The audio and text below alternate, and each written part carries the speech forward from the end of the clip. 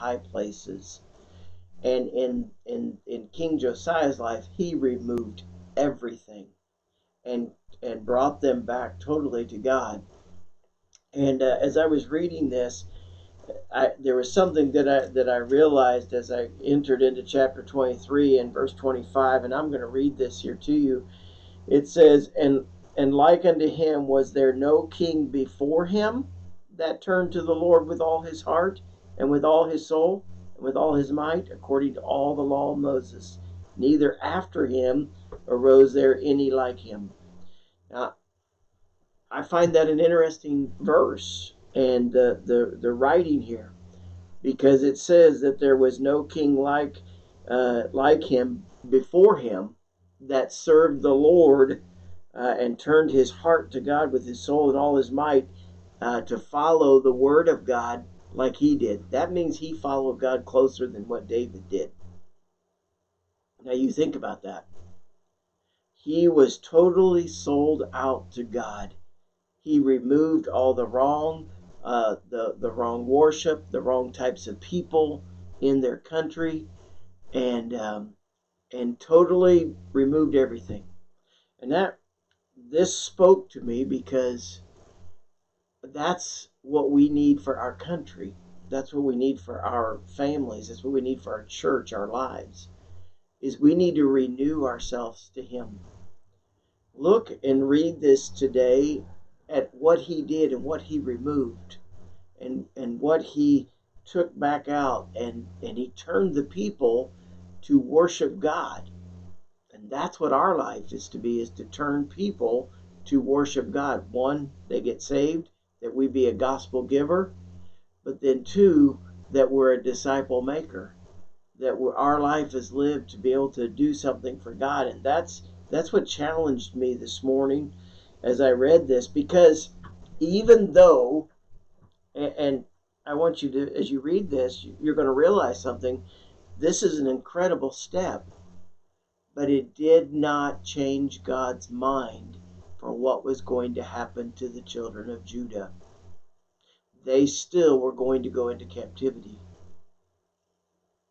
They were still going to pay for the decisions and the choices that they had made, and they wouldn't turn. And God's like, this is great, Josiah. You're not going to see this in your lifetime. But He didn't change His mind. Sometimes we have to deal with our circumstances. We have to deal with our choices. And that really spoke to me, because in my life I'm thinking, okay, boy, that makes every choice and every decision I make an important one to be served for God.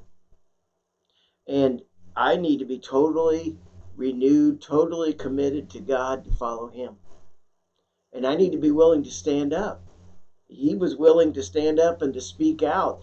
And he didn't just remove things. I mean, this is pretty detailed what he did. What he did to the priest of the high places.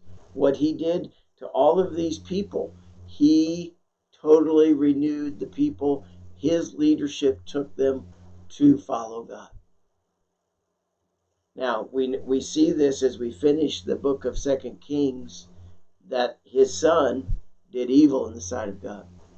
And the next king and the next king. And then we see them taken off into, Nebuchadnezzar comes, and they're taken off into captivity. And Babylon takes over. And we see the conclusion of 2 Kings and the prophecy fulfilled. And it made me think this. It made me realize Galatians chapter 6 and verse 7. Be not deceived, God is not mocked. For whatsoever a man soweth, that shall he also reap. That made me realize in my life. No, I'm not worried. Everybody else's life. As a pastor, I'm concerned about our church. And I'm concerned about my family as a father and as a husband. But ultimately, it's my life. And where am I with God? And that challenged me this morning, because I want my life to be something for God. I want to be used for Him. And as we get into First Chronicles, First and Second Chronicles are a repeat of the Kings. and of First and Second Samuel. It gives more detail into some of the kings and what they did, but it's literally a written affirmation of what took place for the kings. And so we're going to go, when we get into First and Second Chronicles, we're going to revisit some of these kings, and we're going to see some more detail about them. But I'm challenged today, as we conclude Second Kings, I want to be renewed to God. I want God to be first in my life, and I want to be like Josiah.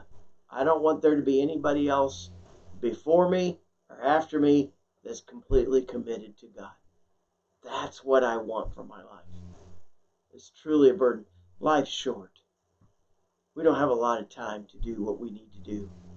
None of us control our destiny or know when time is over. Our destination is secure in the fact that we're saved and we're going to go to heaven.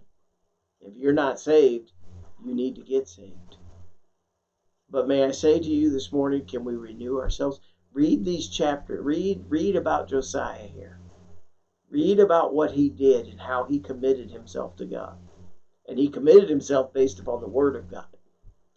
And let's walk with God every day. We'll see you tomorrow morning at 10 o'clock when we walk.